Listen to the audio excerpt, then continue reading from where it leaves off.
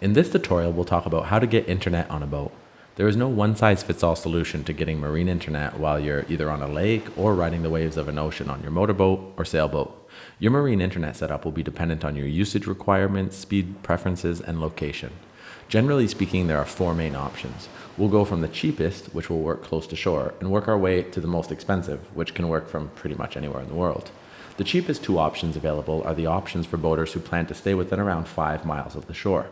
However, even though some manufacturers claim to have a reach of up to around 5 miles, you're better off to set your limit at around the 2 to 3 mile mark.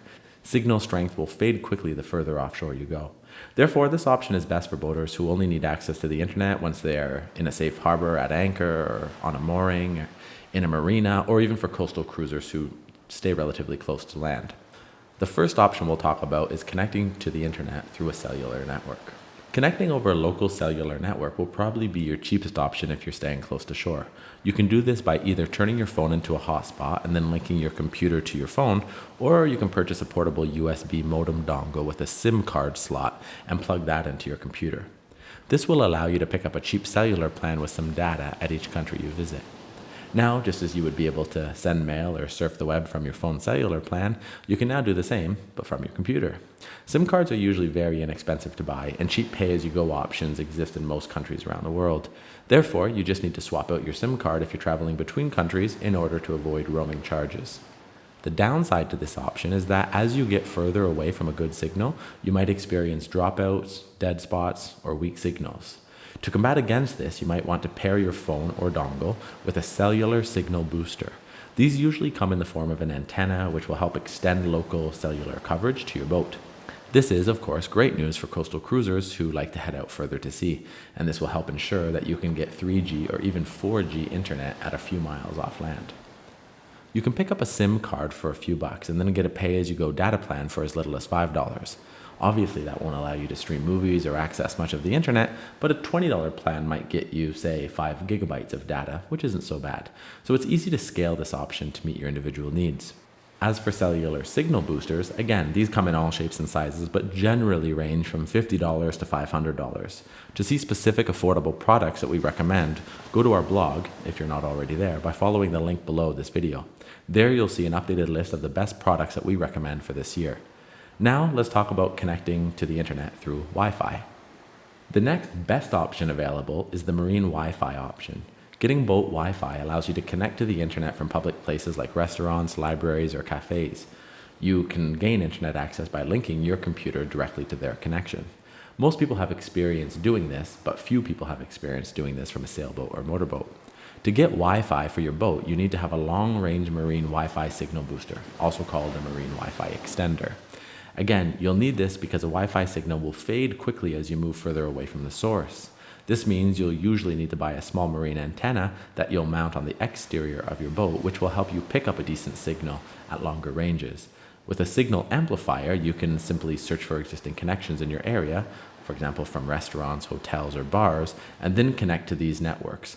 Best of all, you can usually connect for free.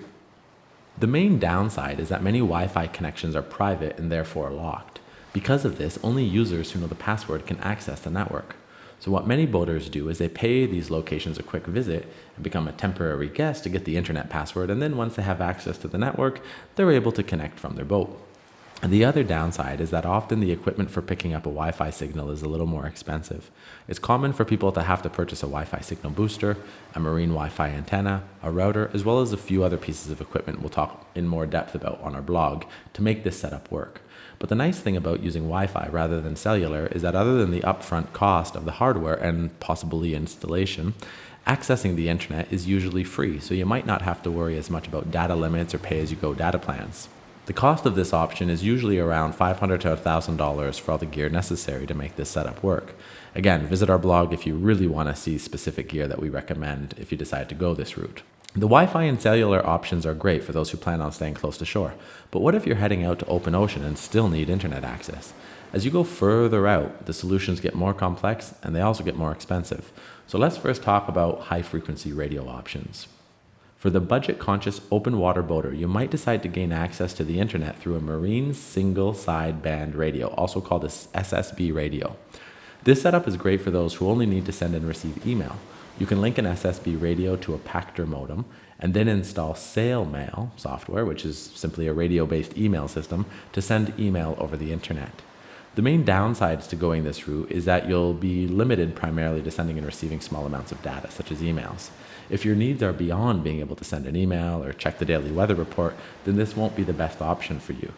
Not only is it limited to sending and receiving small amounts of data, but SSB transmitter also put a little bit more strain on your batteries, so you'll need to make sure that your batteries are in good working order if you plan on going this route.